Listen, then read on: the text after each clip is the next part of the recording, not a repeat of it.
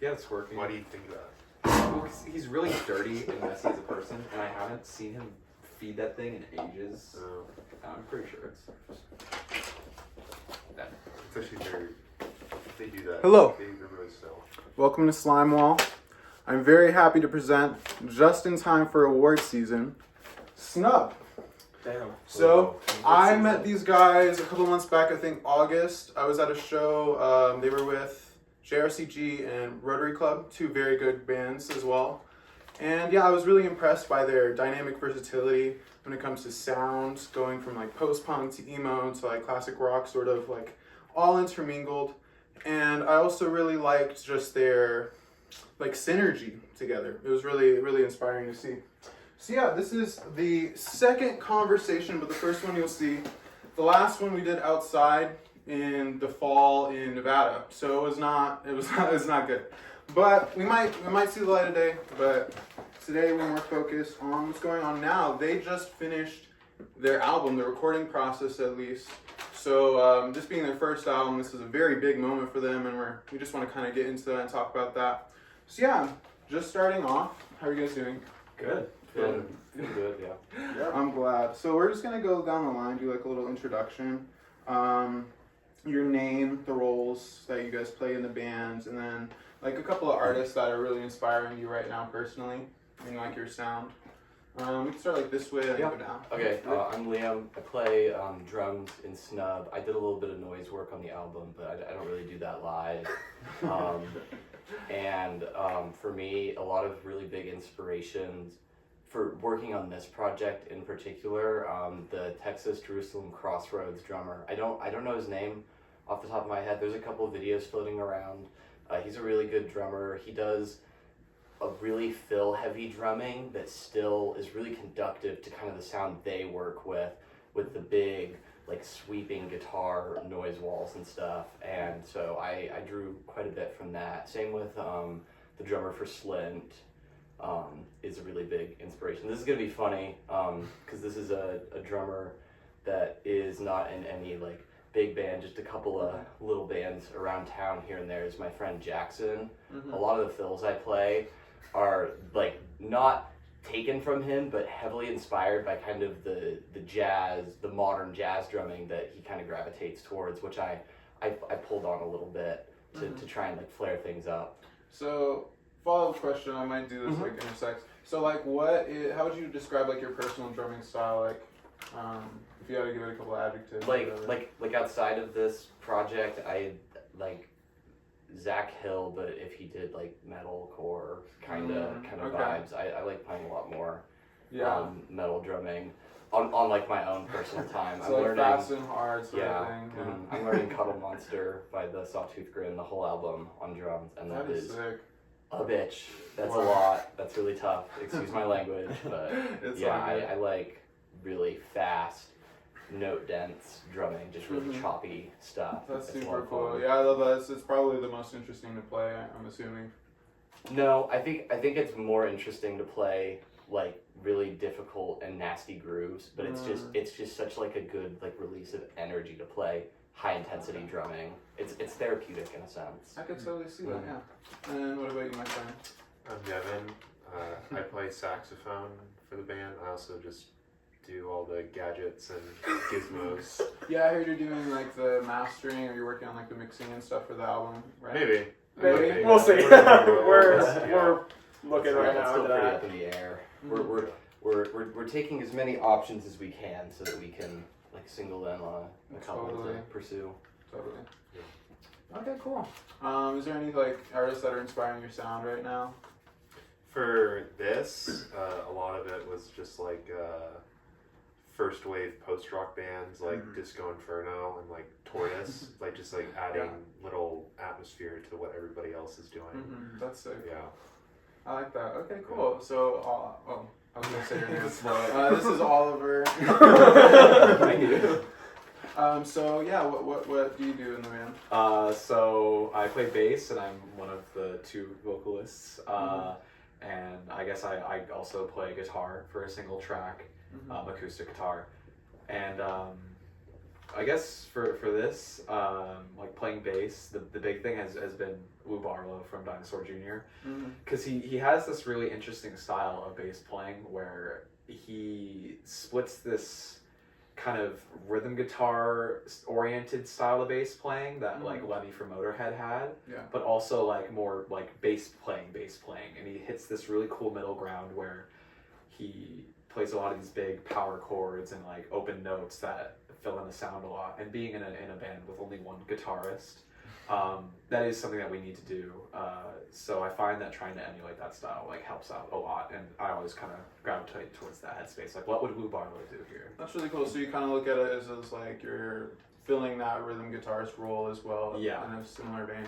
Yeah, I think every single song at one point I play a power chord, like at least once. Yeah, that's really cool to have that, like, you know, that ability to switch between. All right, so Aiden. Yeah, I'm Aiden. I am the guitarist, and as Oliver said, the second vocalist. Honestly, Dinosaur Jr. is a big one for me too. We have a riff in one of our songs that we literally have dubbed the J.R.C.G riff, just because of how similar it is to his style of playing. But past that, I would say I love My Bloody Valentine. I love Kevin Shields. I love his work in general. Yeah, My Bloody Valentine. Yeah, Could you? represent. Yeah. I just love his work with pedals. Obviously, he's like one of the pioneers in that. There's a lot of our noisier moments that have just trying to get that loud, but like warm, deep sound that like kind of resonates in like the shoegaze genre, and mixing it with like a post-rock Godspeed You Black Emperor type of thing. It really is fulfilling. Yeah, I think that's a really great description of the sound that you guys kind of bring. Okay, cool. So for this new album, this has obviously been a big undertaking. How long have you guys been working on this project? I guess ever since we started, huh? Yeah. Well, we wrote Stuff Monkey in like April 23. No, That's one of our first recordings, but we started in like January or February. February, I'd say.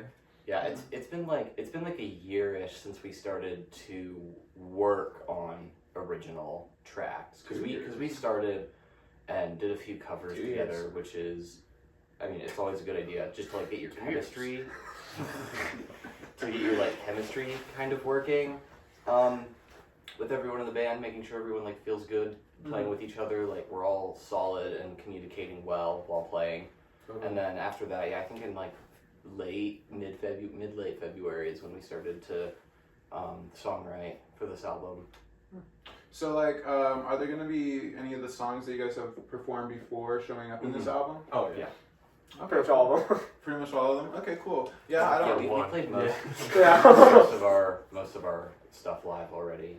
Okay, cool. So, like, about how many new tracks do you guys say that, like, has been... From the show that you saw, we're adding 3 new tracks. No. Yeah? Yeah. Really? Groups and I performed at the that Scratch show.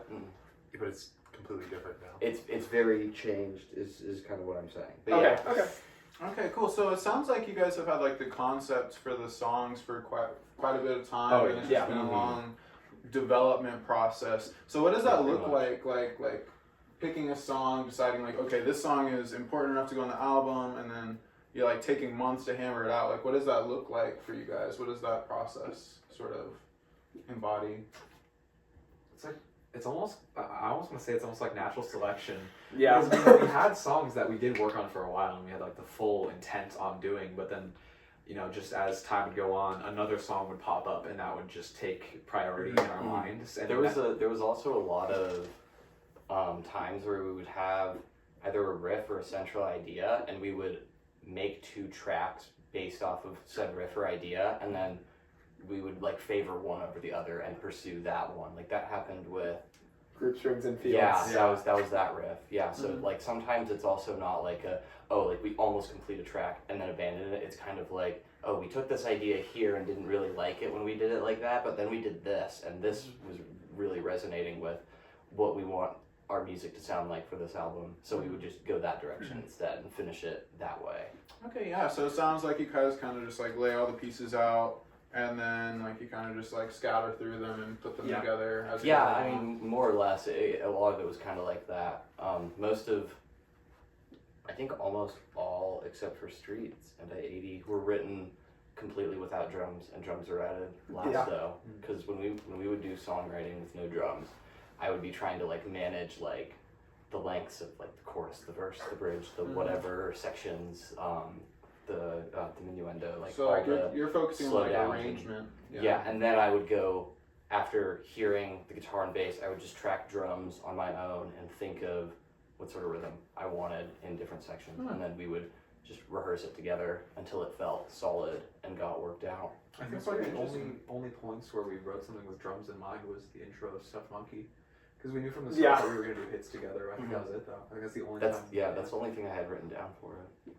Yeah, we have a bunch of pictures of like post-it notes. We have a bunch of notebooks Yeah. full of just different Liam ramblings of our writing, like trying to decipher everything that we've like been going through in our songwriting process. It's a lot. I still have the paper. Maybe we'll put those in some of Yeah, those you do. in the We posted liner it. notes. Wow, that's That'd be amazing. neat. I can send you the paper of our I first have- song. I have, That would be yeah, pretty most of interesting. it, yeah. Yeah, that'd be really cool. Put it up on So, screen like- right here somewhere. Yeah, no, for sure. We could like definitely do like in like Right a here. mass post or something. I have a big subscribe button right here. It has like some like yeah. Like early 2000s, like Annotations website. on YouTube. yeah. Yeah, so I think one of the other things that really inspired me, especially after talking to you guys the first time, was just like the proclivity at which you guys make music. You know, you guys have not only like this main project that you guys are working on, but also plenty of other things that you just kind of just like you do to have fun, and then you're not only that, but you're also like learning albums just for fun as well, like that are already made, and then making just like joke songs, you know. And I think that's just so interesting how you guys have really fully intermeshed it within your lifestyle and stuff like that. And I wanted to ask, because I know some of you guys have went to college and this has been sort of a reprieve the last couple of months this winter. How has that changed, or how has it stayed the same during this like hiatus sort of period? You answer this one. Okay, well, I guess just to be frank, it's pretty much all me, because they all go to college at UNR, but I'm going to college in Monterey. So even from the start when we did it, we knew that we'd have to work around me, because we started it when we were still in high school, I guess, except for Devin. Devin was graduated at that point, but we were still in high school, so We were also in Reno. yeah. Is the big. But it was kind of this like looming thing where I was like, at some point, like I'm not gonna be here, and I'll have to work around that. And then initially, I remember we were having ideas of like meeting up in like Sacramento as a halfway point. Oh, That's yeah. right. I forgot about that. Throwback. But then it just kind of ended up being where I was like, you know what, like I'm willing to make the 5-hour drive every time. Like I'm down for it. So how often do you come over here? Oh, it really depends. When I was in Monterey last year, it was pretty much every time we had a show. We would try to work it around when our breaks were, because that's just the easiest, of course. But like our first show ever, it was like right in the middle of the school It's year. like in March. Yeah. Yeah, I had to work around not just school, but of course, you know what it's like living in northern Nevada, how close we are to Tahoe, and how like hairy it can get there with the snow and stuff. And I remember I was like just tracking the weather the whole time, like, and my parents were even telling me like, you don't have to do this, like you don't have to go. And in my mind, I was just kind of like, I don't care what it takes, like I'm gonna make it to this first show. So like I was already even thinking like, if it comes to it, I'm gonna book a flight like last second. Wait, so how long have you been going to college? I thought your last semester started in like September or something. I'm in my second year now. Oh, wow, Coming up on my okay. second semester of my second. Okay, so this has been like that for a long time. Yeah, because we started when we were in senior year of high school, and now We started this, or like, the idea was formed November 22, and we met for the first time in December 22. December 27th. I just looked at it. Yeah, sure. Wow, I bet that makes it like a lot easier to prioritize your time or schedule things, because it's like, okay, I only have this amount of time, so we got to set this day for this day for Yeah, this. it's like somewhat like harder, but also somewhat easier, because I know exactly when my break is. So I'm like, this is just figure it out. I'm here for since like December whatever to January whatever.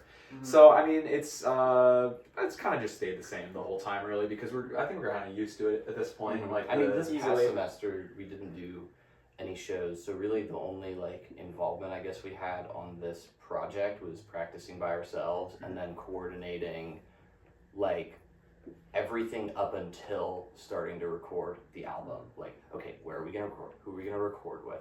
what are we gonna bring? What tracks are we gonna do? Do we have all the tracks solidified? And then just getting all of that as prepared as possible, so that when break starts, we can just head right into it and record the album. That's amazing. Yeah, that's a lot of like, I feel like, I want to say clerical work almost, but it's so cool that you guys like have that, you know, very clear definition or order, I mean, of like, you know, what is the time for this, what is the time for that. That's really cool. I know you guys all kind of said that you guys like performing because it's like therapeutic in a way. Well, some of you said it was like very anxiety inducing and stuff, but it's like, you know, a toss. How has it felt like not performing? Have you guys like been itching to do it again? Are you looking forward for this rollout? Easily. I'm excited for our next show. It's been a long enough time that I'm ready to do it again. But I think doing it during school year it's just too much to balance, like to focus on all your classes and then all the show stuff. Well, you have a thought. What's up? What do you think? I just do it. Like, You take it. I just do it. I just show up. I'm used to it though. Well, you're 'cause in it's like Reno. what? You're in Reno. That's not what I mean. I know. I can't just do it. Like no, because it's like because there's been a couple times where like coming out to a show, everyone's like, "Oh my god!" I'm just like, we'll just do it. Oh, that's what you mean. I thought you meant what, No. working out the schedule. Like, dude, I'm in Monterey. Yeah, I don't know, but I am sort of used to that because it's like, because I do music at UNR, and it's like sometimes we do like 7 performances in a semester, so sometimes just like you're doing it. So I constantly do it. So just for me at this point, it's just kind of like. I totally get that. Now, are you guys also all in school for performing arts, or is it Nope. Just these. Us too, yeah. Okay, yeah. So what are you two studying? Marine science. Marine science? Yeah. That's very interesting. Yeah, I'm doing. I just switched my major to history last Oh, that's month. cool. That's cool. I also studied mathematics. Oh, wow. So are you like double Yeah. majoring? Yeah, I also do electrical engineering. That is I crazy. know. I Wow. was laughing at me about it. Yeah, no, that is so impressive. I personally don't know how you guys like balance it all, but I could imagine I it's don't kind know of. either. I don't either. Yeah, To be completely frank, surprising. sometimes it blows my mind how much we're able to accomplish Yeah. as people and as groups. I mean, hell, it's like threading the needle every time. Yeah, basically. Where it's like, That's guys, why I I get have so a final anxious. here and here. I can only come to Reno on this exact Yep. day, and somehow we do it like every time. I remember, I think it was summer of 23, having a text conversation being like, I don't think we're going to be doing stuff anymore. Like, I don't think we feasibly can do it after No way. this. And we made it work. That's amazing. Yeah, that perseverance. That's definitely one thing that's going to get you guys through. Thank you. So speaking of like achievements and things that you guys have managed to achieve, I know that for a lot of bands, getting that like good recording, you know, that you guys can like actually, you know, it sounds clear enough to release an album, to have like each song tracked and everything. How did you guys manage that? You know, Not well. not well. No. Should I think of them? Okay, I just need to put into perspective Oh, for you guys real quick. You have no idea how fucking fluid our recording process was compared to a lot of bands. Oh, I'm and sure. recording Oh, sessions. yeah. Like even comparing to Last One Down, my dad's band, by the way, Shout out. and me sitting in for them recording two songs in 6 hours of 6 hours of actual work time, not like 6 hours being there. Wow. We did pretty good. Of course, there's always mishaps. That is literally the nature of recording as musicians. Is you have to do the same thing the same time every time, and if you mess it up once in that 5 minutes, you got to restart. I mean, I remember Devin was saying exactly that. Because our issue was the way we did it is, first off, huge thank you to the Holland Project. And Yes, freaking thank from you, Bugbath. Breakdown Thank you from to all the Bugbath. music staff Yeah, at Holland they- for allowing us to use your space while you remodel. We really Love you appreciate guys. that. Thank you. Amazing. But I remember during it, while we were there, the issue was, well, not the issue, but the way we did it, we had to do live tracks for basically all of it. We were playing together as a band for the majority of the songs, which, you know, is very different from like here, I'll lay down the drums, then we'll lay down the bass and the guitar, like all separately. It was, we were doing it live pretty much every time. And I remember Devin was talking to us about it because we were recording our song Stuff Monkey, which ended up being the biggest nightmare for us. We actually recorded it like 20 times. Like it was rough. Saying 20 times, like that's not that bad, but comparatively, it was. Yeah, that's Yeah. like 25 minutes Well, how long's the song? Like 3 minutes, Yeah. 3-4 Most minutes. of the takes were half that length because we would fuck up. Like first 5 Stop! seconds. Stop! Start again. So did you guys have to do like the entire song in one take? Yes. Yeah. The Oh, wow. entire song. We The could only not thing we splice went it. on afterwards was the vocals. That was Yeah. the only thing. I think And like a the lot of saxophone on one track, but everything. But Stuff Monkey was just vocals. Yeah, everything, Mhm. most everything was done live record. wow. But I remember No Devin at one point was because we were having our freak out on Stuff Monkey, and Devin was Yeah. like, "You just got to get into this headspace where you're like a machine and you do the same thing every time. Like you Yeah. got to just disconnect yourself Yeah, from I it mean, to do it." because I was saying to them, I was You like, have to you become a think technique this is monster. bad, but in 2024 spring, we did a recording with the wind ensemble and the choir, and we A lot more that was instruments. well, not only that, it was a single 9-minute song, and we would re-record certain sections. I kid you not, 50 times, and we were there for 5 hours for Wow. one song. That is crazy. The So band director Yeah, must so be you pretty get honored. it too. yeah. That is wild.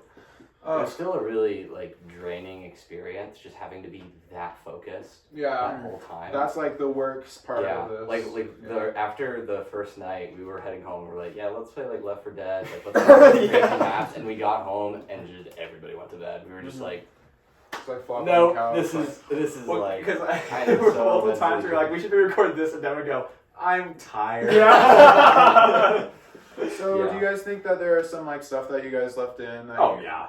No, Yeah. without a doubt. Yeah, there's so many things in there. Because the one thing that we had to accept is like, we are not going to have a perfect take. it sounds really good for live recording. Honestly, like that's kind of the nature of live stuff. I'm a huge fan of live recording for both studio albums and live album.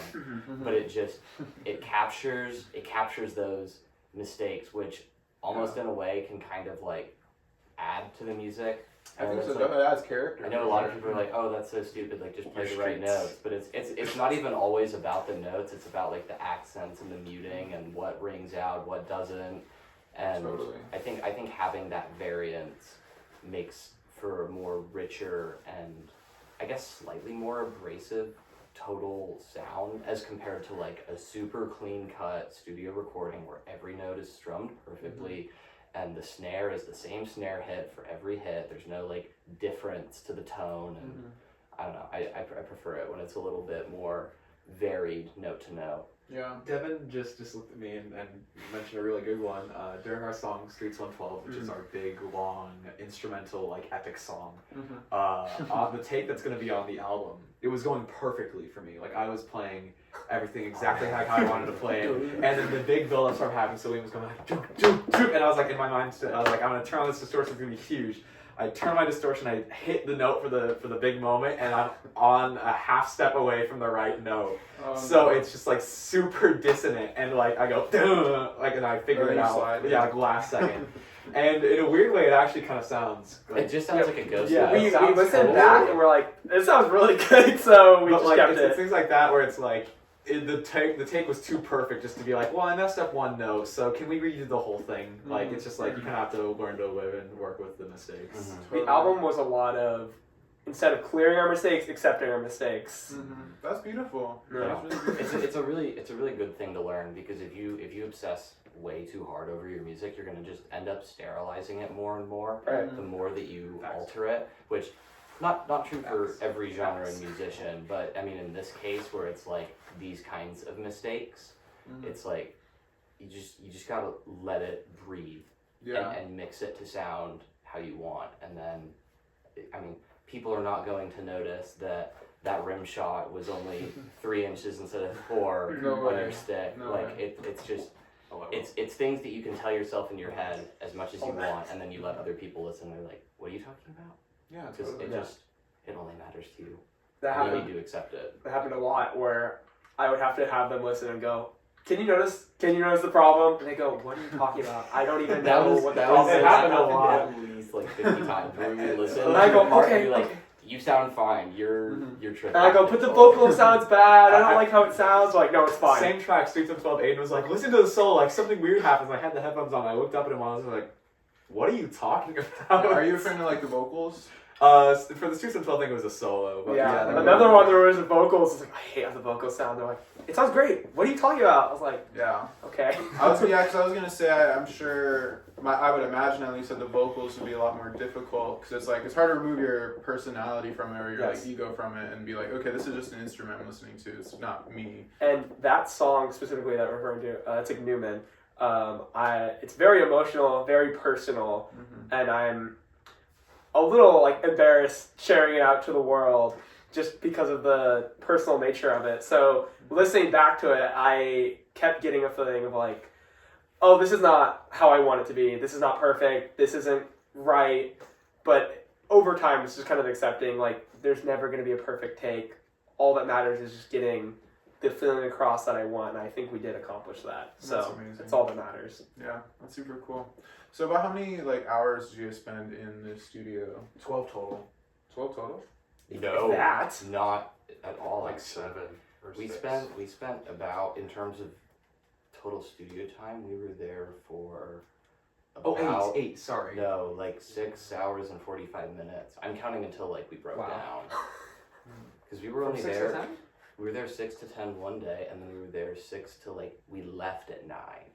Yeah, and we talked for a while. Okay, well, either way, we spent through it. That's surprisingly Yeah, short. only 6 or 7 hours. I Which, live- like I was saying like with quick. like my dad, like they did 2 tracks off of their 12-track album in 6 hours, and that wasn't even like finished. Like they still didn't have, I think, the bass part. I That was was just just saying, guitars, I was thinking vocals, that drums. we got there at 6, and for whatever reason, I took that, I was like, oh, we were there for 6 hours. We were there 6 hours twice. Oh, that's funny. Six Well, to 10. that's. I know that's probably it was like a lot for you guys, like being there. But for me, that sounds like a relatively short amount of time to get like the recordings It that you is. guys are satisfied. We were It is very pretty short efficient. amount of time. We were very efficient, very quick with it. I think That was with multiple re-recordings too of takes that were passable, satisfactory. Yeah. I think we are very consistent as a live band, and I think that just translated to the record because we basically just played it like it was a show almost. That's really cool. Or I mean, it just felt like we were in the warehouse to me. Yeah, like the Brigden is practicing such a warehouse. like fly on the wall that like I would just forget he was there for a moment, and he would walk out of like the office, and I'd be like, "Oh, that's right." Yeah, and he has the best dry humor too. Like when we were having our Yeah. stuff on, he, like every song he'd just be like, "I'm not even here." I love that so much. That's funny. Also, one last question about the recording process. So, like with the digital stuff, because you said you had like atmospheric layers and like synthesizers and stuff. Was that all live as well? Like, did you have to like load up the software and like play it? Well, I just use all modular stuff. So Oh, okay. yeah. That's really cool. Fuck digital. I've always We wanted to don't get work on a modular. laptop. We work with keyboards and weird Yeah. button. Yeah, I want to touch a things. button. I don't want to touch a So did you just get like sent like a file with like 20 or like 500 recordings, and then you just had to siphon through it, or how is? Cut it down there. Yeah. Yeah. That sounds pretty tedious. Wow. Not really, because I mean, all of like the worst takes were the ones that ended in like 2 seconds. So it's pretty easy for Brigden just to like just delete it all, immediately. At the end, the only ones that we actually had to siphon through were we had 2 good recordings of our song Streets 112 and 2 good recordings of our song I-80, and we were just like, well, which one of the 2 is better? And surprisingly, that was the only one we had to siphon through somehow. Wow. Yeah, there wasn't really that much. I mean, that's one of the nice things about using like a laptop for recording purposes is, I mean, dealing with tape just sucks.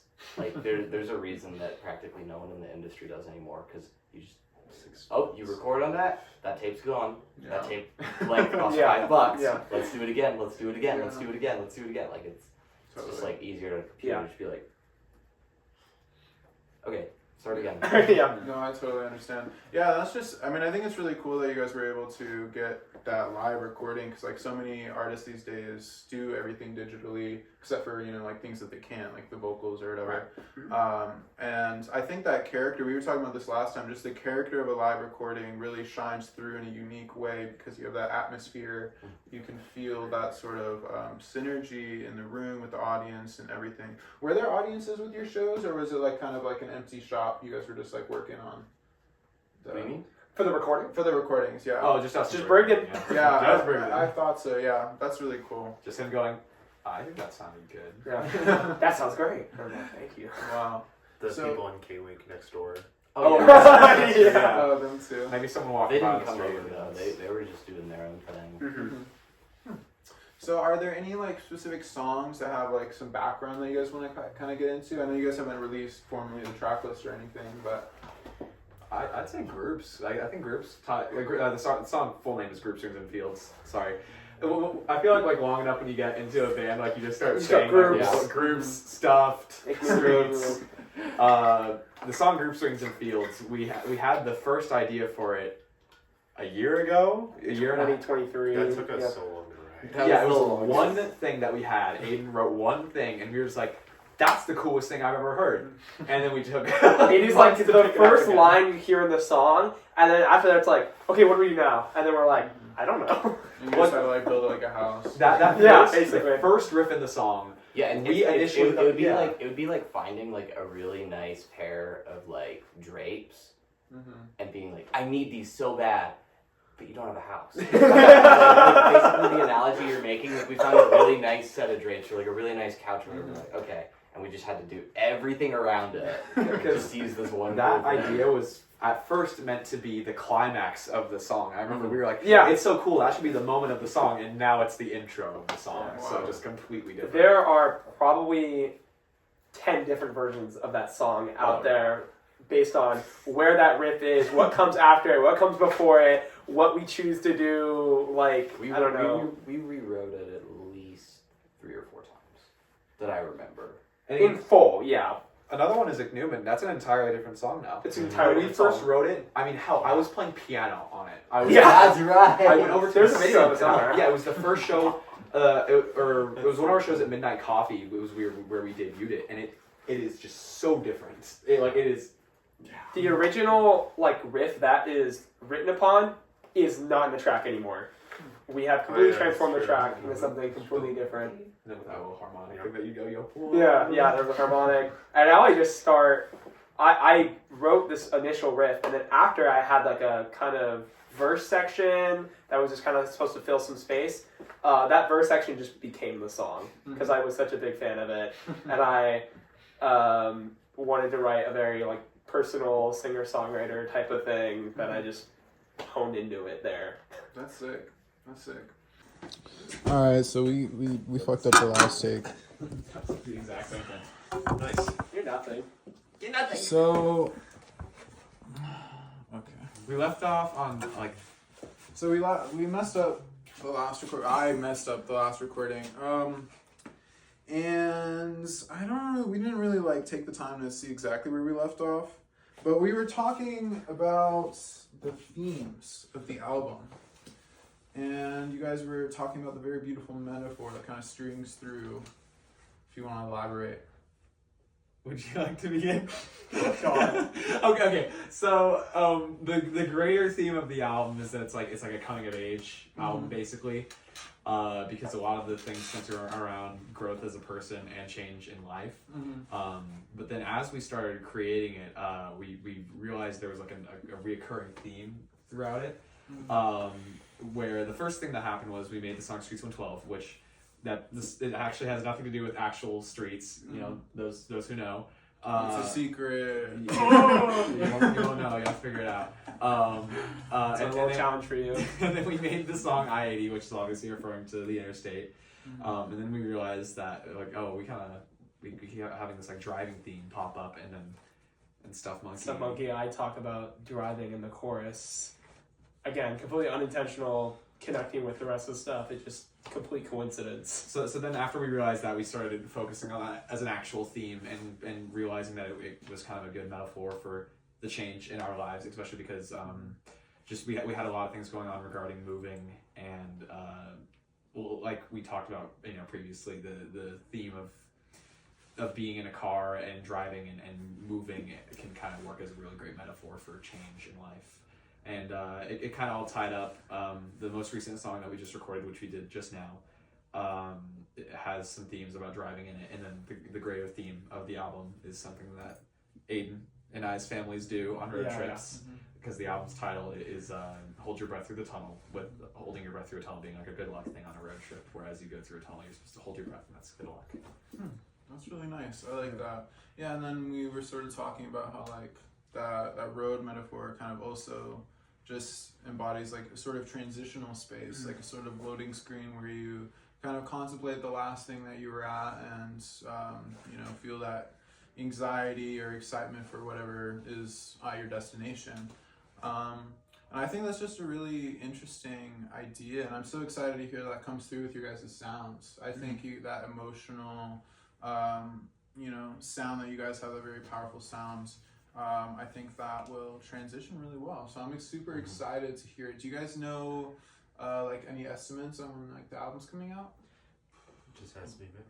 Yeah, a month or two, I guess. And the art needs to be done. Yeah, we're figuring all that out now. The most recent thing that we did actually just now is one of our biggest influences as a band is the Little Abacus, which is just a massively influential emo band. Them.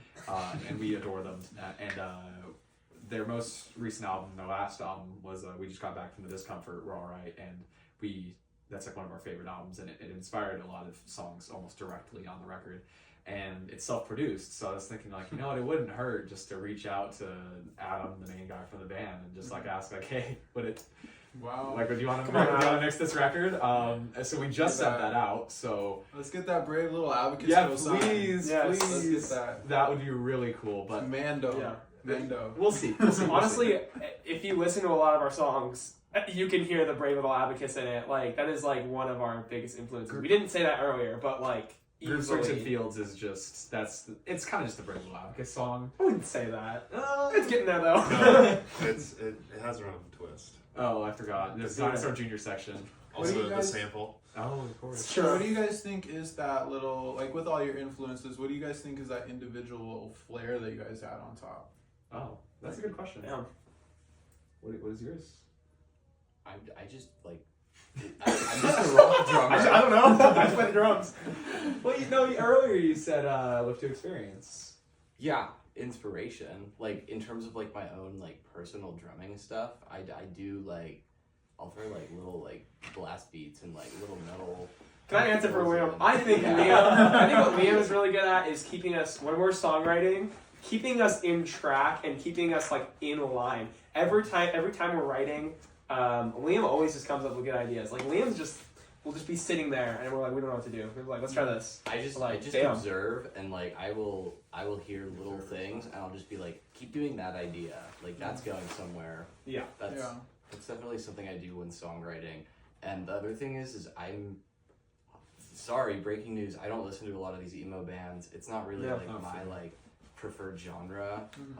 So I really haven't ventured that deep into it. So a lot of the times I'm hearing these things with blind ears, I guess you would say, or deaf ears. It's like I haven't heard it before or anything referencing it before. So I hear these ideas that they're getting inspired by other bands, and I'm like, okay, yeah, no, this is it. This is objectively like good. Like even outside of the context, I'm liking it. I'm seeing it having some sort of ways we can build it further. But you get it now. You listen to Just Got Back. You get it now. That's all I you do need. get it. That's all you need to You're hear. right, you're right. Biggest example I can think of that is Stuff Monkey. When we were first writing that, we have the first 4/4 line, and then when we go into like the verse, we changed it to 5/4, just because of Liam making a simple comment like, "All right, play the riff up, play it back, play it backwards, go back," and then it was like, okay, and we did it. It I worked. forgot about that. Yeah, that was you. That's how that happened. Yeah, that is how that happened. So I guess like what I was trying to ask is like on those layers of inspiration, because that's what every artist is founded upon. What do you guys think is that like extra layer that makes you guys like individual, like unique? What do you guys Makes think us is? Snub. Oh, I think it's because it's just such an eclectic combination of musical interests. Because the creation of this album, it's everything. I think our our personal experiences that we've put into it and kind of how we've grounded it in our lived experience in Reno also is pretty unique. Okay, so what makes the album individual is that these are all individuals. So True. Yes, that's yes. a pretty easy question. Yeah, I think. Never mind. No, wait. I think we had a really. Did you want to say something? Well, I was gonna say I think a big part that makes us unique, not to be like too self-absorbent is like all the stuff that I add, because like Yes. No, for sure. like without saxophone or like without synth stuff, it's just kind of like an emo Oh, for band. sure. Oh, Yeah. and Oh, it is. I was re-listening back to the live recording. The saxophone adds so much like Yeah. character to it. Yeah, for it adds sure. that oomph. You know what? That's a great point, because I just remembered something that we talked about the first time we ever tried this interview last year. Mm-hmm. We talked about a time where just me, Yeah. Aiden, and Liam tried to do a practice because Devin was busy, and it sucked. Sucked so we bad. couldn't do anything because Wow. in that moment we realized that Devin is the glue. Devin Yeah. is the Seriously. fucking glue. Devin keeps us together. We are so nothing well. without Devin. I mean, like, even when I think about like in a song like Streets, we do our absolute hardest to fill it up. I mean, I'm playing an 8-string bass on that song to try to Yeah. fill up as much space as possible. Wow. But when Devin drops out, when they're not playing the synth or playing sax, feel I it. immediately feel it. I'm like, this feels hollow. Mm-hmm. So, you know what? Devin, you deserve to toot your own horn there. That's, Yeah. So you had that Yeah. like texture, you had that character. That, Yeah. Yeah. That's really cool. Yeah. Yeah, I remember last time they described you as like the wild card. So Yeah, Yes, yeah. that was a great description. Yeah. So yeah, okay, cool. Well, I hope all the viewers have gotten a pretty good idea of this band, their cohesion, and really picked up on what I picked up on, and that's just like their excellent ability to take in the things around them and transmute it into their art. And yeah, at this point, we're kind of wrapping it up. I just want to let you guys have the ability to give thanks to whoever you want to give thanks to give any shout outs, any notes, comments from like that. Definitely, I would like to shout out my dad just for instilling a musical interest into me at such a young age and being so supportive of this project, helping us out with amps, guitars, pedals, other electronic equipment, and I mean the motivation to keep doing it. He's helped us get some of our show posters done, courtesy of Andy Harrison in Last One Down. Thank you for the graphic design work on our posters.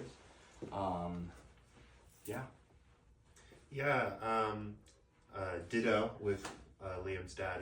He's given me some gear to lend out sometimes. It's been a great help.